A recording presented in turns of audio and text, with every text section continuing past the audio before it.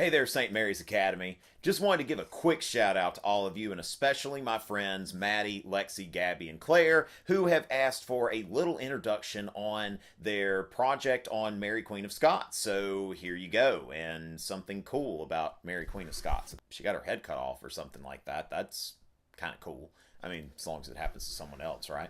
So, anyway, just wanted to let you know how excited I am about this. I think it's great that there's a teacher that's assigning projects and asking students to do videos kind of like mine.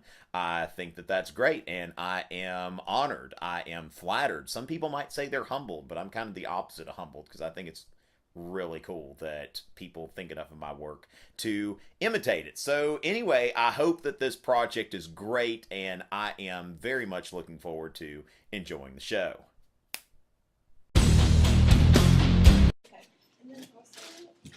Hey there, students. Have you ever had your head cut off? Neither have I, but today we're going to talk about someone who has.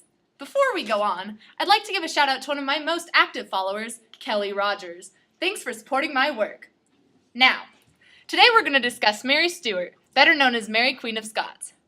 Now, Mary was born to James V and Mary Guise, James's second wife, on December 8, 1542 in Linlithgow, Scotland. Now, I probably butchered that, but I am a history teacher. Mary came into the world, royal and all.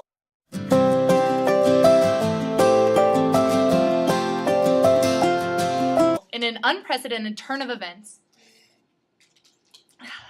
Mary Stuart's father, the King of Scotland, died 6 days after her birth.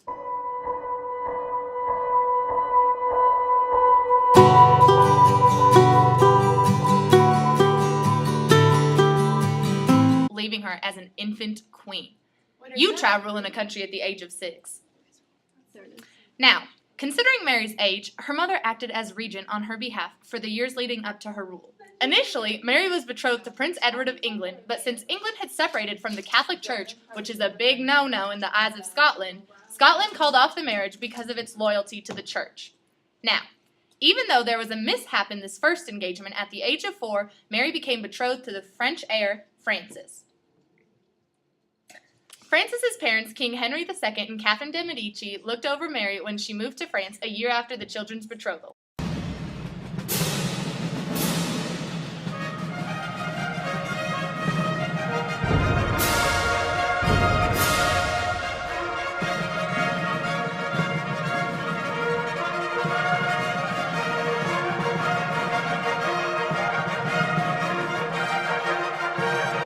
Mary grew up in French court and became close to the family, and at the age of 15, she married Francis.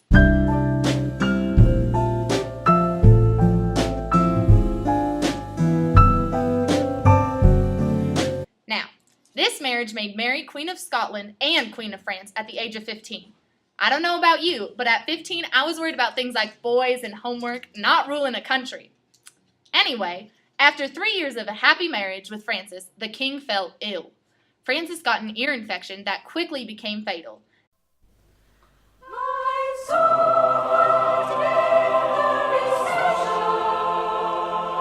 At his death, Mary returned to Scotland at the age of 18.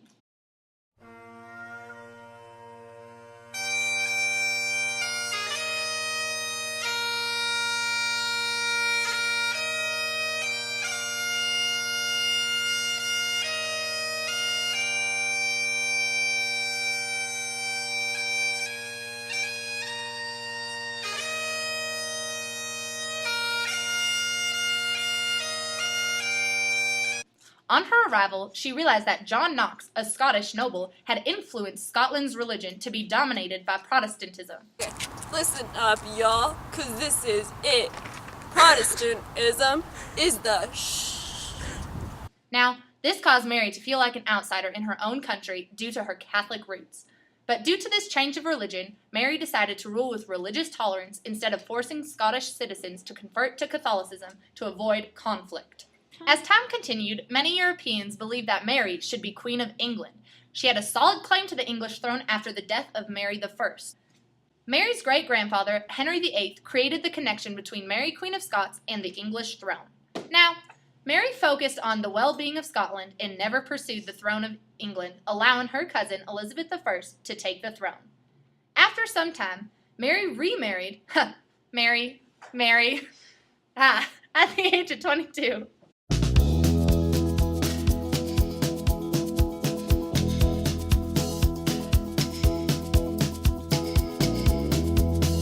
She was now married to Henry Stuart, who was better known as Lord Darnley. Now, Darnley was hated by the Scottish people due to his internal affairs with gangs. During their marriage, they had a son named James, who would eventually become James VI of Scotland and James I of England. Although the tension between the English throne, which was now occupied by Elizabeth I, Mary's cousin, and Mary seemed to go down, Elizabeth was angry about the marriage of Mary and Lord Darnley because Darnley was of Tudor descent. By Mary connecting with the Tudor family, she had a stronger tie to the English throne, threatening Elizabeth's security as queen.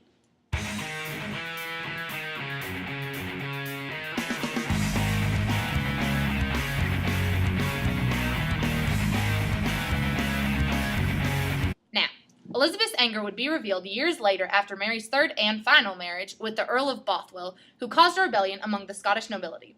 But that's not that important to our story about Mary. Soon after her marriage, Mary was imprisoned by the Scottish nobility at Loch Leven Castle off the coast of Scotland and abdicated the throne to her son James.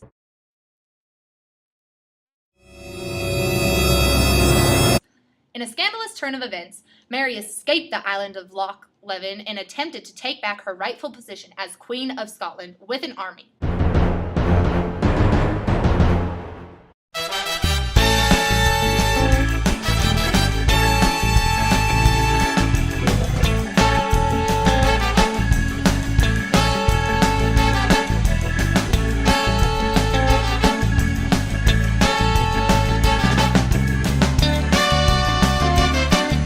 But was defeated. Now, after this embarrassing defeat, Mary fled to England to get help from Elizabeth I. But Elizabeth still saw Mary as a threat from earlier in life.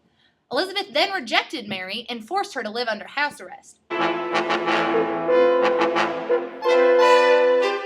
Mary was captive for 18 years under the watch of Elizabeth before Mary was found guilty of treason due to rumored Catholic plots against Protestant Elizabeth I.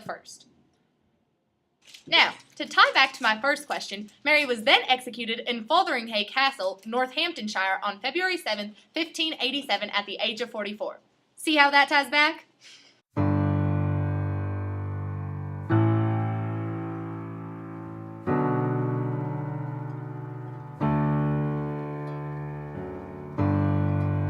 Now, Mary's death is quite controversial.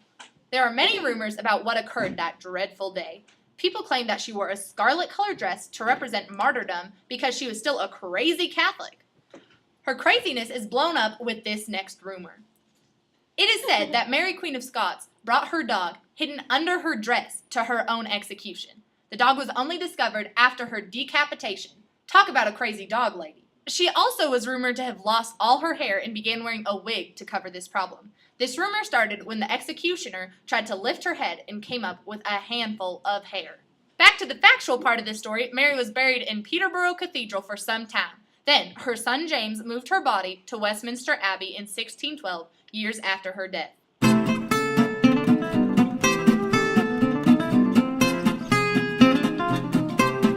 So, we went through Mary's life, her childhood, her 3 marriages, her house arrest in England, all the way to her death.